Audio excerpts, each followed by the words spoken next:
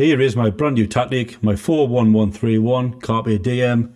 Seize the day is the name of the tactic. Your team not only seize the day, they will seize league titles, seize cup competitions, and seize every opportunity that comes their way. Welcome back everybody, I'm Anthony, aka Tuffy on the Tube. Like I said, brand new tactic for you today, my 41131 Carpe Diem. Great tactic as always. A little bit of a disclaimer. I know in the intro I did say that this would bring you domestic success, cups, etc. The examples I will show you, we didn't actually win any of them. So a little bit of a kind of false advertisement maybe, but I hope you see the potential. As always, I don't pick clubs with high reputation. I don't go for the kind of the top 2, top 3 in each league. I want to show you something that you can pick up that was kind of mid-table. Last time I did kind of Austria Vienna, who were kind of top 5 in their division. This time I've chose Crystal Palace, was my initial testing team. Took a long time, a lot of hard work, a lot of mixing around, trying to find that right balance where I could just put the tactic in like I always do. Tactic goes straight in. I don't do any kind of training. I don't put any set pieces in. I put the tactic in, go on holiday, and then let the assistant manager pick the team as and when he sees fit. So this is the results. I found the right balance, I think, with Crystal Palace, as you'll see in the results, I hope. But then I kind of thought, well, okay, it's a Premier League. It's a really difficult league, as everyone knows. Really tough. There's no easy teams in this league. So I thought I'd try it in Serie A, where I thought maybe, apart from maybe the top 5, there's probably a little bit more softer competition. So I chose Bologna. And again, we didn't bring any silverware, as a little bit of a spoiler alert, but you'll see me kind of point as well. I think we've really overachieved. It's a really great tactic. And we'll talk about that a bit more as we go through. Certainly more as we kind of go through the tactic itself. I'll highlight various options where I think you may be able to improve. There's 2 versions essentially, where I think you may be able to use them 2 versions. How you might be able to dial it back a little bit. How you may be able to get a little bit more aggressive in certain situations. This probably isn't the plug-and-play tactic I probably have created in the past. It definitely requires a little bit more in-game management, I think. But probably depend on which league you're in, which division, which team you pick. Like I say, it's not the easiest one to manage, if I'm being quite honest with you. It was hard to create, and if I'm being completely honest, it's probably not one I'd probably use myself. I think there is easier options out there. Although it is a good goal scorer, as we'll see maybe a bit later on, it just does require a lot of in-game management. So we'll crack on. We'll show you the goals that you can be scored as always with this tactic. And then we'll move on to the kind of in-depth, kind of the competitions, and then the tactic itself.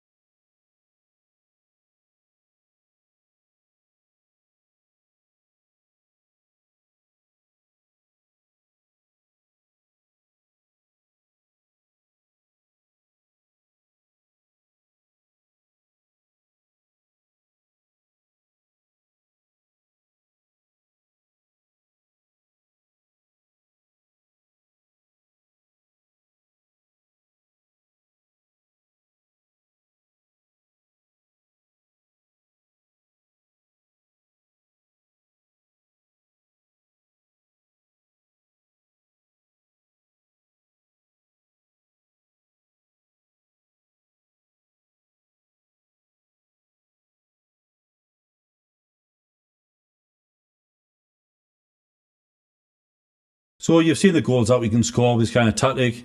Really great player, really quite fluid tactic, quite top heavy, does rely on kind of good strikers. Now, like I say, I don't normally kind of discuss various transfers or ways you could improve a tactic. I kind of just like to show you what it can do. But I think in terms of Crystal Palace, I think it did lack good quality wing backs. So that's probably something, if I was kind of to do this again as a full-time save, I'd probably focus on. And also, I'll probably get some good strikers as well. Certainly that kind of left side, that kind of inverted forward role for Crystal Palace. Maybe, don't want to kind of give away the tactic a little bit too much, but maybe a kind of a good ball playing centre-back, libero style player as well. So there's always a few kind of improvements you can make, but we'll talk about that a little bit more in depth when we discuss the tactic. So looking, as you can see, kind of the Premier League stats itself, we finished 4th, Champions League spot. Really happy with that with Crystal Palace. I don't think many can deny that was a great result at the end of the season. Media had us finishing 12th. We obviously bettered that by kind of 8 places, finishing 4th. 79 points, you know, we're in the mix all the way up to kind of around about 2nd, you could argue. Kind of a few points in it. Lost 7, drew 7, won 24. Out of 38 games played, 79 points. For me, that's not a bad season whatsoever. Looking at it a little bit more in depth, like say, played 38, won 24, drawn 7, lost 7, scored 81 goals, conceded 43, which, to be honest with you, it's not too bad with the defence we had. There is a couple of good centre-backs with Crystal Palace, but not much in that way of depth. And I think overall that's a fantastic result. That's kind of what, 3rd, 4th best defence in the league. I think that's a great result. We actually outscored Man City by 1 goal, but we still outscored them with the kind of insane Haaland. So what, 3rd best kind of attack in the league? I don't think that's too bad. Goal difference of 38. Like you see, not the kind of best defence, but considering we're due to finish 12th, to get us up to 4th place, having those stats there, I think straight away, 79 points. For me, I think that's a fantastic season with Crystal Palace. Not too bad at all. If you have a little closer look, 7 games that we lost were, to be honest with you, arguably against the top 5. That Burnley match came at the end of the season, which had we won that, would have probably put us in 3rd. So we haven't lost to anyone that we probably would expect to lose other than Burnley. Lost against the top 5.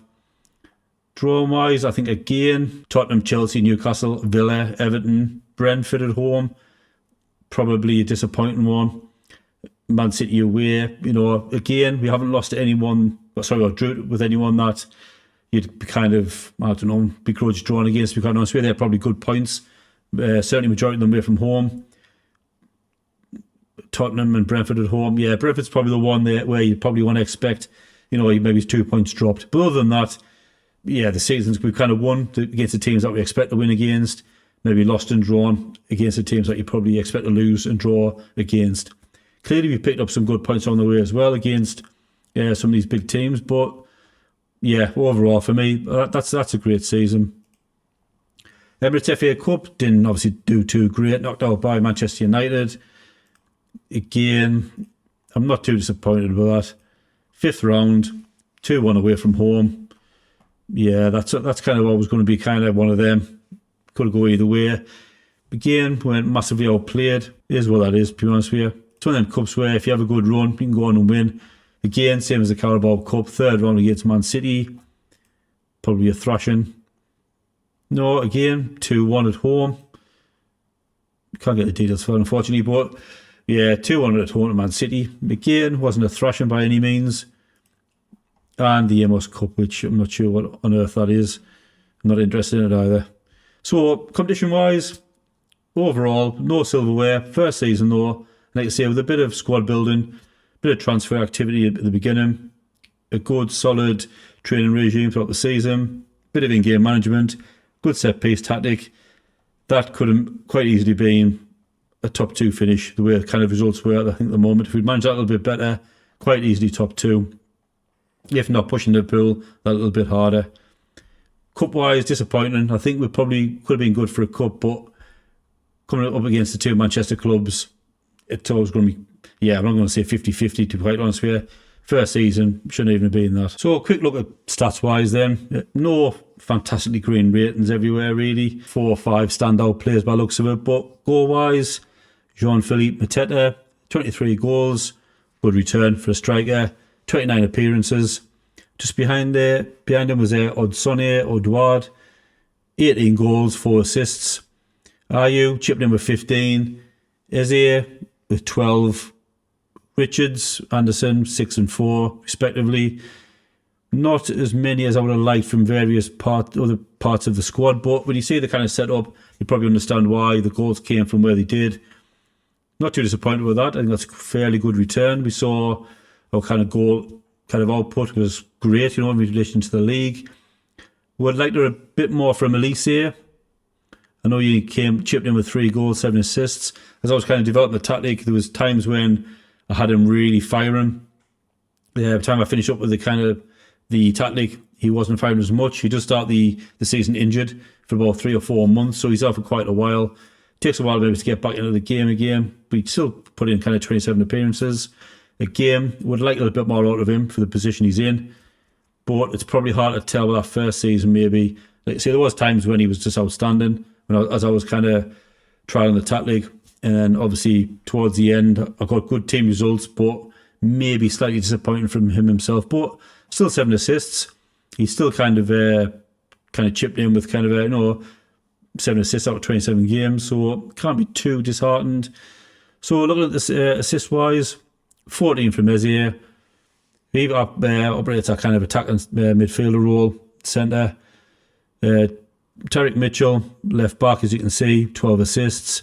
And then we kind of go up Richards, Elise again. So even though Elise was out for 4 months, he's still up there in the assist kind of category. Then you have kind of a good kind of range of 6s and 4s, 3s down to 2. To Courier from your kind of backup players. Although, to be fair to Courier, half-back position, which you'll see later, 2 assists, so not too bad, probably from corners, set pieces maybe. Overall, not too disappointed with that. Again, you have to bear in mind, keep an open mind, this is the Premier League. There's no easy games, everything's a grind. It is a tough league, certainly first season, before you can build your squad. I'm with the team, expect to finish 12th. Think about where we finished. You really do have to kind of put this into kind of perspective, So, and I think that kind of highlights just how good a season we had. But yeah, certainly could have been better. Certainly could have got a little bit more out of certain players. And again, with this tactic, like kind of most others, I have pushed people into certain kind of playing roles and playing styles that they may not be used to. So you can maybe refine that if you pick up this tactic, draw back a little bit, build your squad around maybe the roles I've created, and get the right people in the right positions. So a quick look at the data hub there. As you can see, goals per game, averaging 2.13. Conceded per game, 1.13. Again, high, but it is the Premier League. And like you say, there's some outstanding talent. It seems kind of, I don't know if it's kind of overhyped in my sense, because everywhere, even Nottingham Forest were causing problems. They have strikers that with pace and power and strength and always score past you. So for me, that's not a bad stat. Again, I keep kind of going on about, we finished 4th. We're getting 2.13 goals per game in the Premier League. Conceding slightly over 1 per game. Again, there's a few results where we got a little bit of a hiding. Tottenham, 11 shots per game. Good shots on target ratio. Well, to be fair, probably not. That's quite low. Maybe that's something we could put his focus on. Maybe kind of slow it down a little bit up front. There's a way to do that. Tackles won, though, is quite up there, quite high, 75%. Good pass completion. It's a very kind of compact tactic and formation itself and playing style. So 11 shots per game. Could we expect a bit more return? Are we maybe compare the shots on target? That's probably something to maybe look at. Are we kind of snatching at shots? Are we shooting from range? Do we need to really focus on, refine that a little bit, slow it down, slow the tempo down maybe? Certainly something to work on. Certainly some ideas for yourselves to take away and have a look. But for me, looking at them stats, particularly finished 12th, finished 4th, outshone the goals per game. Non-penalty expected goals 1.65, so always kind of particular score, kind of pretty much every match. I don't mind that, really don't. Certainly for the team that we picked. So heading straight into the tactic then. Before I do this, I just want to take a quick opportunity to say, obviously, thank you very much for supporting the channel. Last tactic I created kind of drew over 700 viewers at the time of recording this, which absolutely kind of crazy, for myself. I've only been doing this for a short time. So if you're enjoying the content, you're enjoying the tactics I'm creating, please drop a like if you enjoy the video or if you've used the tactic. I do put these in my Discord channel, free to download. So please pop over, same name, Tufty on the Tube. Download them by any means. Obviously great to kind of hear your feedback as well. I had lots of feedback through kind of Facebook and comments on YouTube as well about how well the last one done. So say please drop a like, subscribe if you can. It really does help the channel. Up to 50 something subscribers now, which if it took me that 4 months ago, I wouldn't believe you. Can't say lots of views, but really would like to kind of a bit more support, help the channel grow, helps me create more content as well. So thank you very much for that anyway. So I'm moving straight to the tactic. As you can see, 41131. I did have fun kind of creating this. In my mind, it came about watching the Euros quite recently, and I looked at I think it might have been Romania, and I thought, is this kind of the formation they were playing? Looked quite similar. So that's what inspired me to give this a go. We'll quickly go through each row, and I'll talk about various changes I would personally make. Starting off with the sweeper, keeper on defend. Pretty standard. I put tackle hard one there. Right back, both clear complete wing backs on attack. I did mess around with this an awful lot. Tried inverted full backs. I tried wing backs in various kind of forms, defence, support, etc.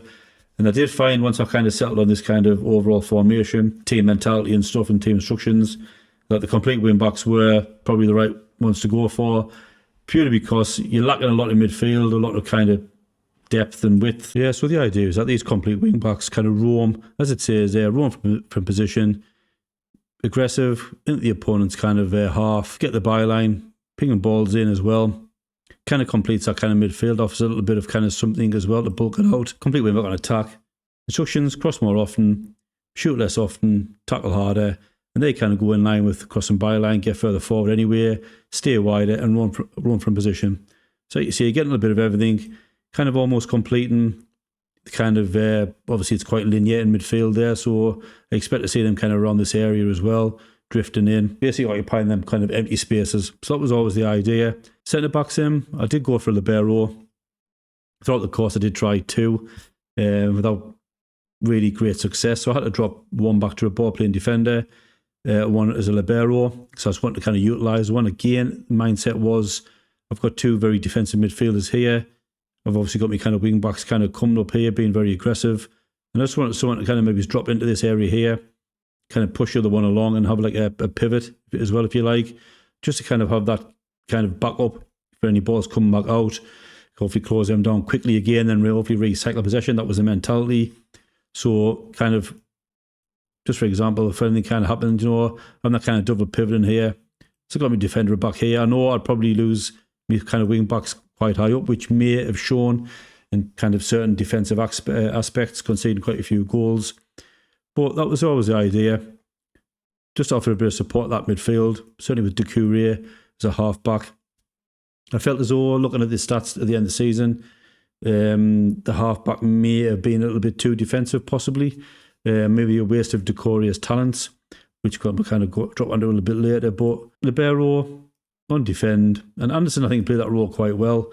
4 goals, 2 assists. I'm guessing the goals from headers, being 6'4". These jump reach he's got, but 2 assists. Like you see, look at his passing stats: 93%, tackling 73. For me, that does scream like that libero role. So moving up then, the half back of Doucouré. I wanted something a little bit defensive minded. I had very aggressive wing backs, aggressive centre back. So my mentality was have someone to sit in that as the half back role, occupying that sweeper for any through balls, try and clean things up a little bit. He had great passing as well, but he's also got great tackling. He's a fantastic central midfielder, defensive or otherwise. Seeing deep line playmaker could be a great role of his.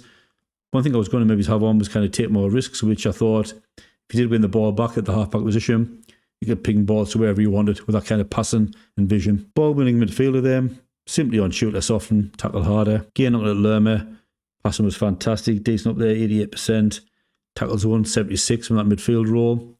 Fairly happy with that as well, to be quite honest with you. Rating, not outstanding by any means, but probably certainly has the traits. Could maybe done with swapping them around, I think, a little bit. I think with that tackling of 16, and that kind of ball-winning midfielder kind of mentality.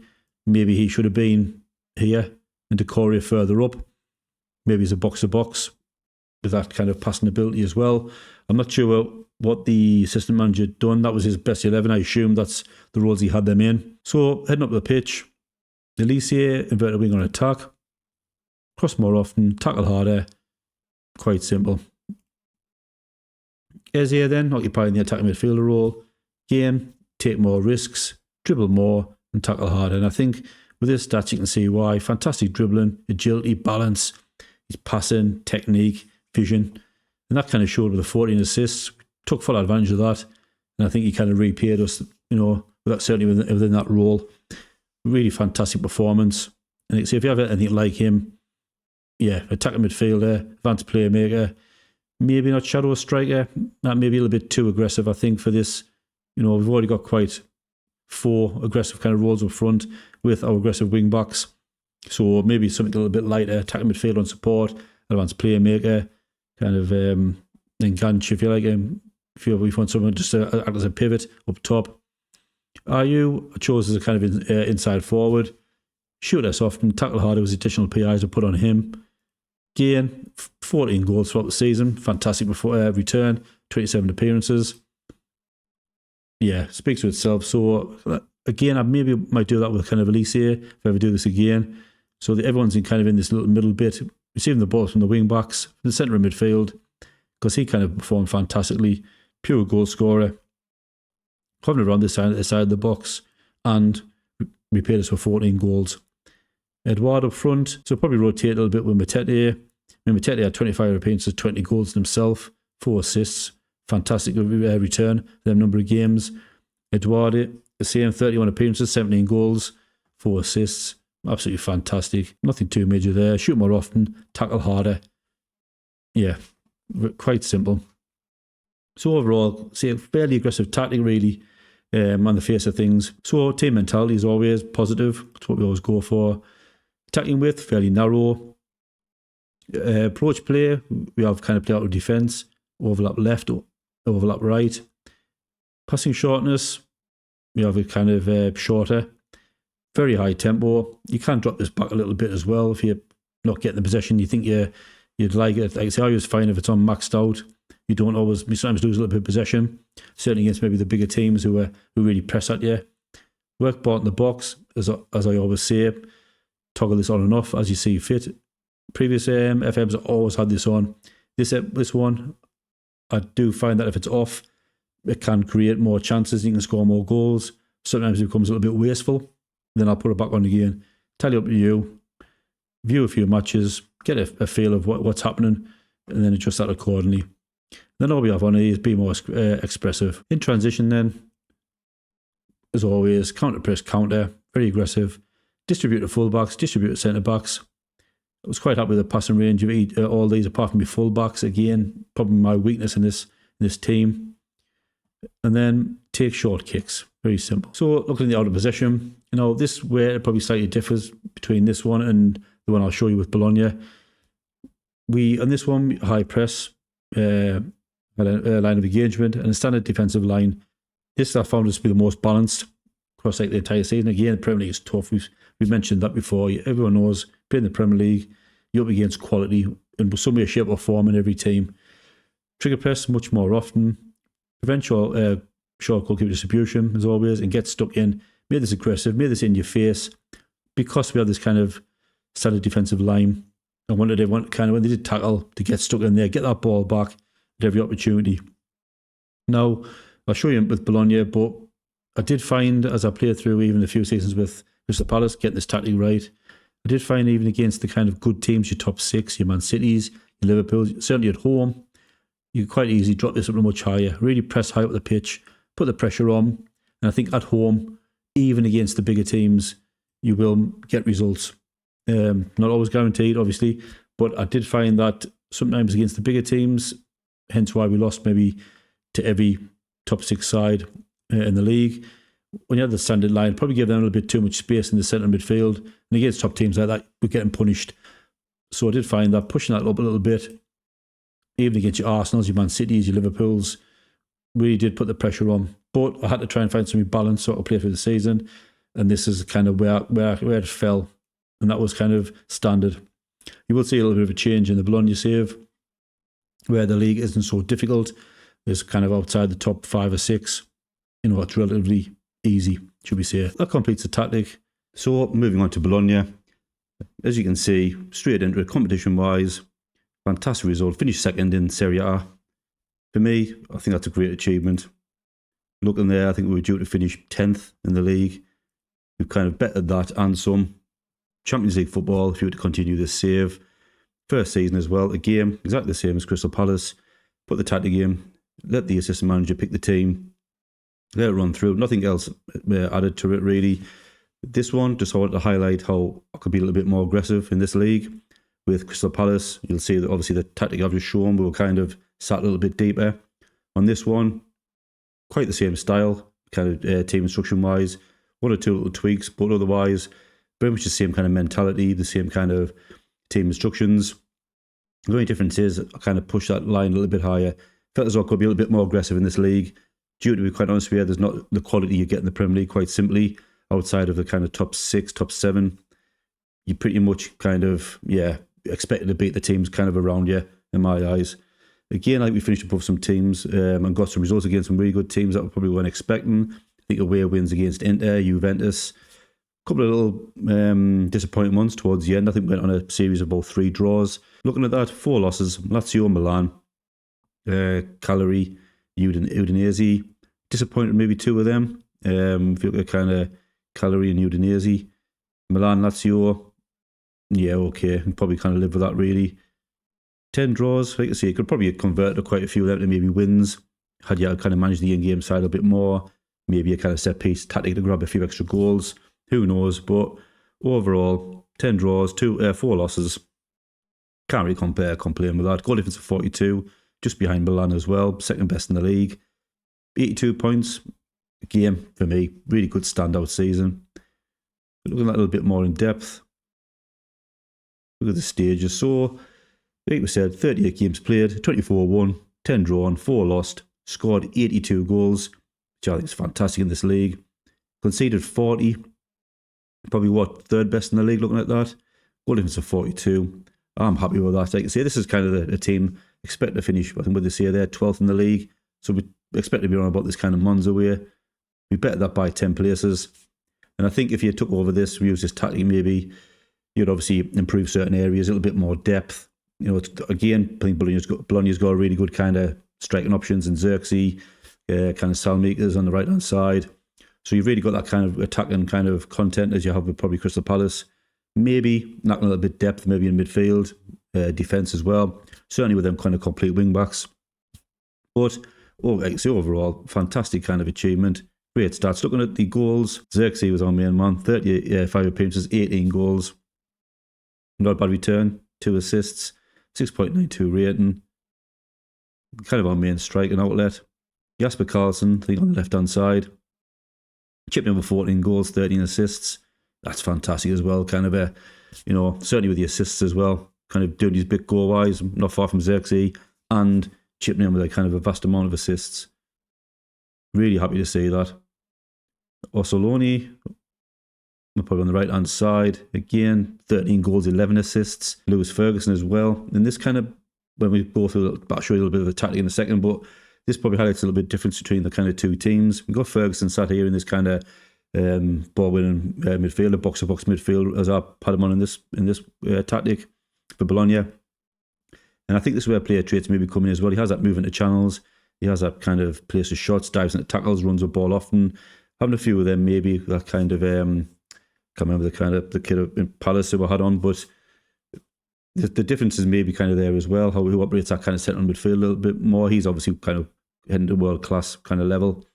Obviously, still only 24 years old, but you can see there, 10 goals, 2 assists, chipping in from that kind of, I think this case was a box-to-box. So moving down then, kind of Odegaard as well, 7 goals, then 5 for kind of posh. Assist-wise, as we spoke about before, Jesper Karlsson, that left-hand side of midfield.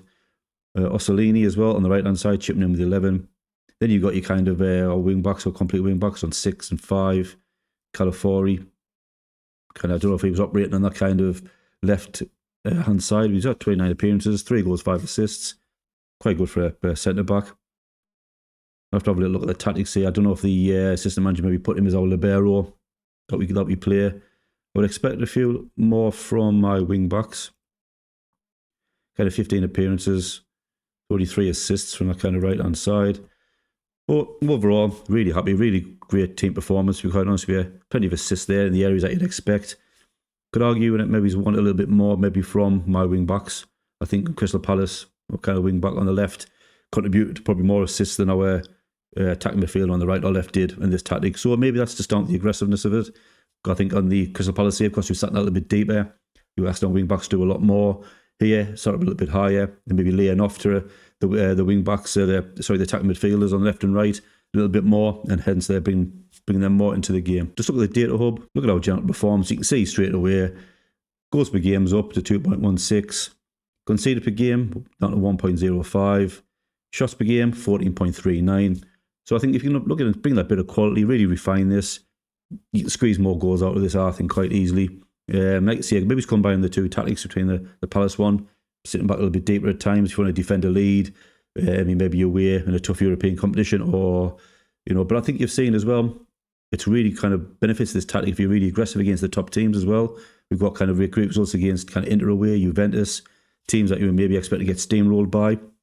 I don't think you would argue getting beat 2 or 3-0, yet we've turned that around.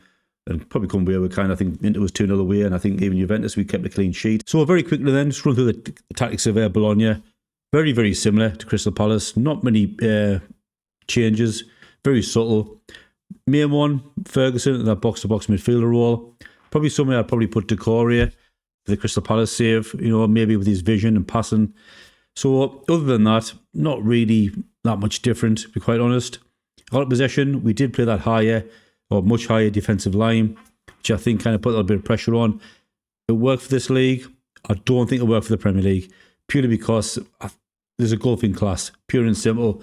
Even the worst team in the Premier League can cause you problems.